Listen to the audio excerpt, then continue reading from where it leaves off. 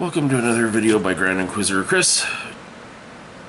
This is not going to be a how-to video. This is basically going to be a work in progress and kind of a little view of how I view games and what I'm doing with some of the games I'm working on.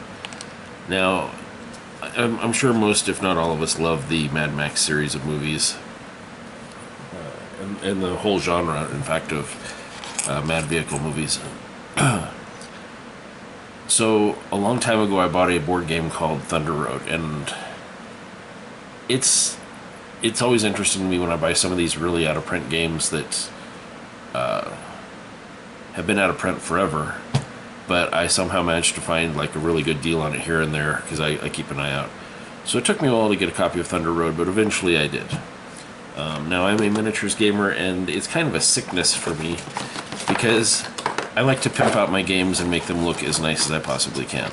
I don't do it to the point where I have like a $10,000 terrain collection where everything is just individual and looks nice, because I find if I buy everyone else's terrain, they generally make it out of cheap stuff, which is fine, but I want something sturdier because I want to be able to play and not worry about something getting cracked or touched.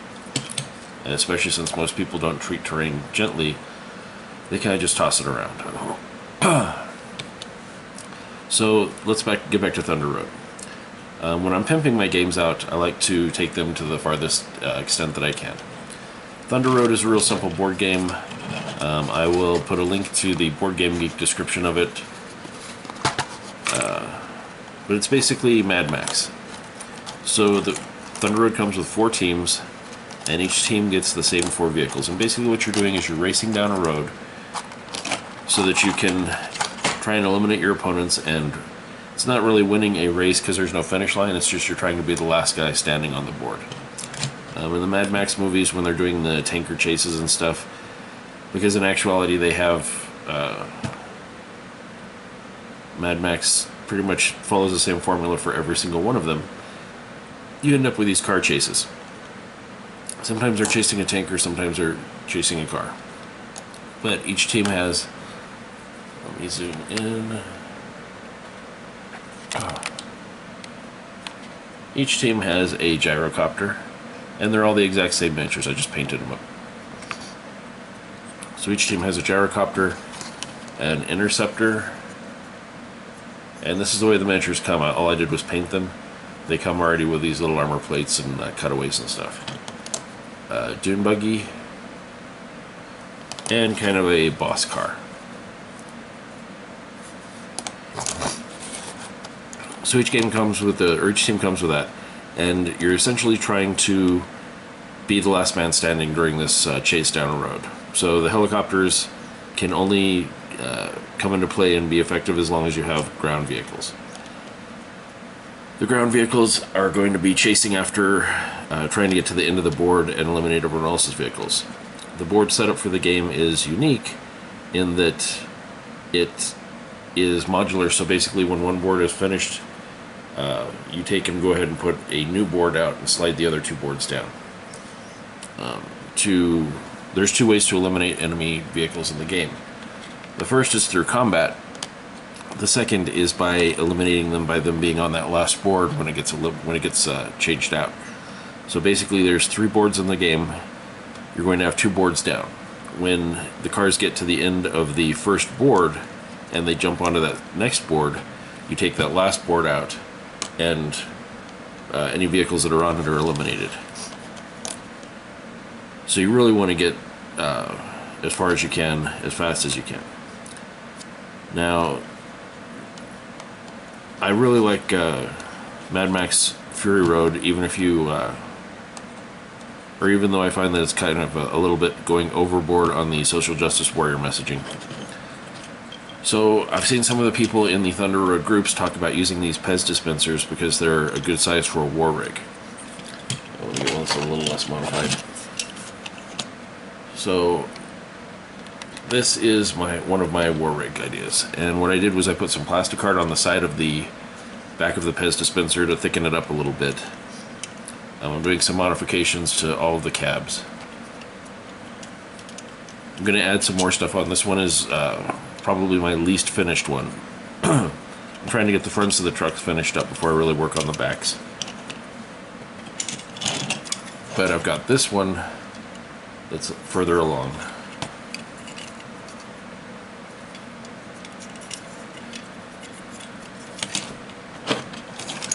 This one I think is my favorite right now.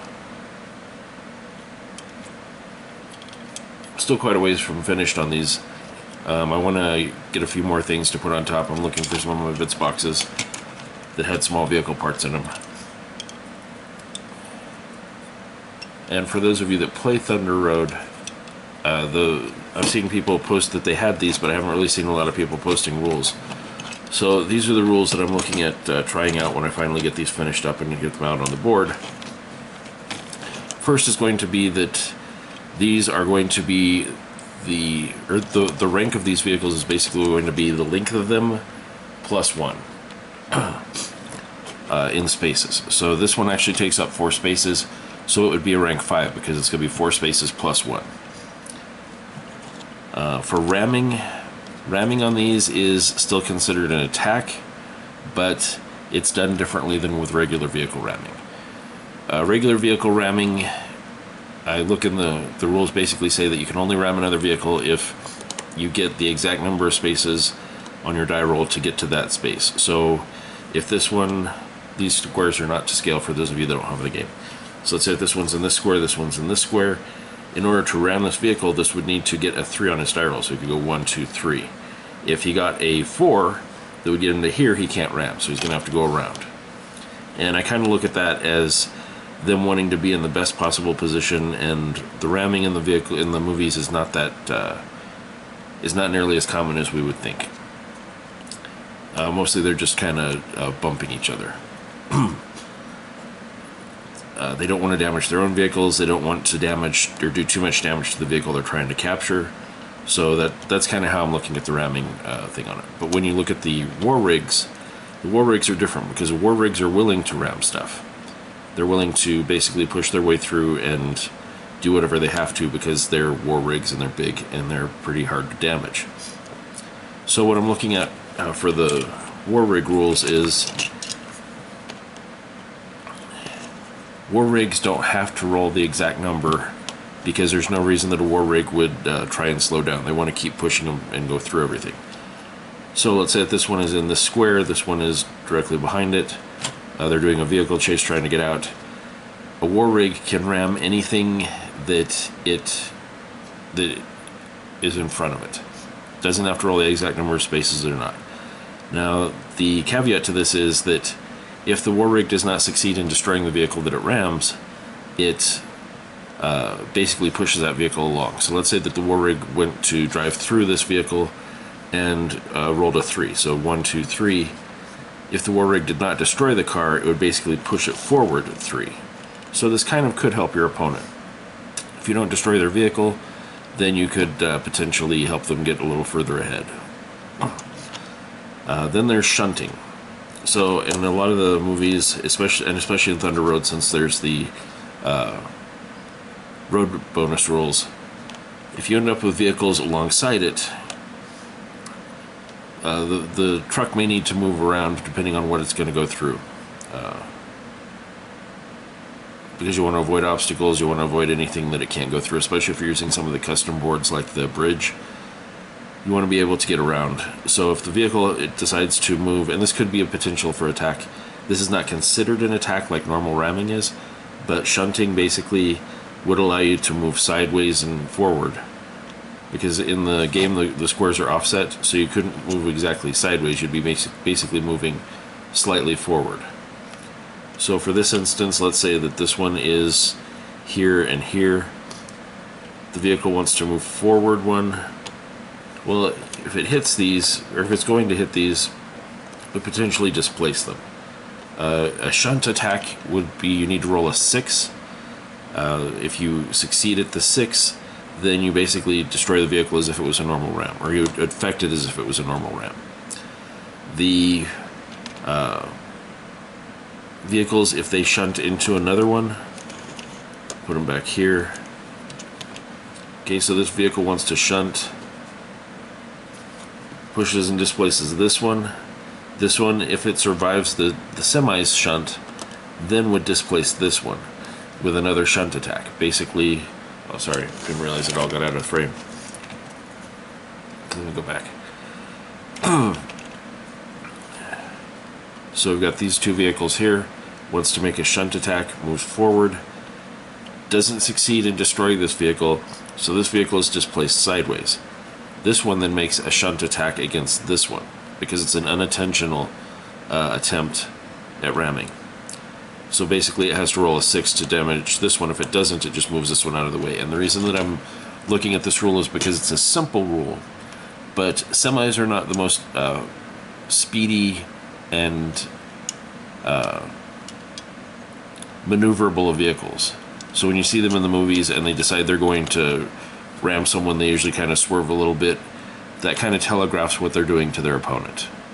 So I'm looking at this as just an easy way to deal with that. Like I said, the vehicle's rank is going to be its length plus 1.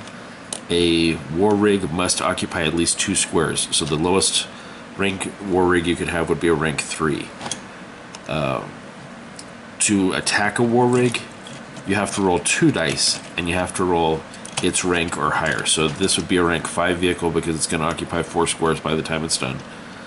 So you would have to roll double 5s or better on 2d6. I just wanted to show you guys what I'm up to, especially for you guys that are also in Thunder Road. I know that there's a cult following behind this game.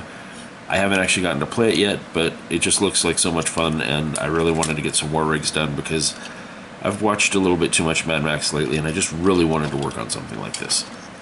This is another war rig that I'm working on. I got kind of inspired for this one by the spiked one from Fury Road that they had to throw all of the explosives and stuff into the front of, and that didn't actually get destroyed until something blew up under it. I'm not quite done with it. These are all works in progress. I just wanted to show you guys where I'm at and the ideas that I had for this. Oh, one more thing. The normal rules for attacks are different for a semi. Normal rules for attack is that you can only attack the squares in front of your vehicle. For semis, because they have entire crews and because they're so long, they can attack vehicles anywhere around them, because basically it's not the driver attacking, it's someone on the rig throwing stuff at other vehicles nearby, shooting at them, whatever. Vehicles attacking a war rig likewise can attack it anywhere adjacent to it, because they're not necessarily shooting at one person on the war rig. They're basically, anyone can just point a gun out and try to shoot at the war rig because it's so large. And also the war rigs are slightly different on the I forgot where I was going with this one. Okay, so you can attack it anywhere on the war rig. The war rigs get 1 attack for every space that they occupy. So this one's going to occupy 4 spaces. It can attack 4 times. Now keep in mind, a ram is an attack. A shunt would not be. I guess that's pretty much all I have to say. I will talk to you guys later. Don't forget to like and subscribe if you do. I doubt anyone's really going to like this video because it's so specific, and I'm just showing you something I'm into and blathering on. But I wanted to get this made and out there. I'll talk to you guys later. Bye.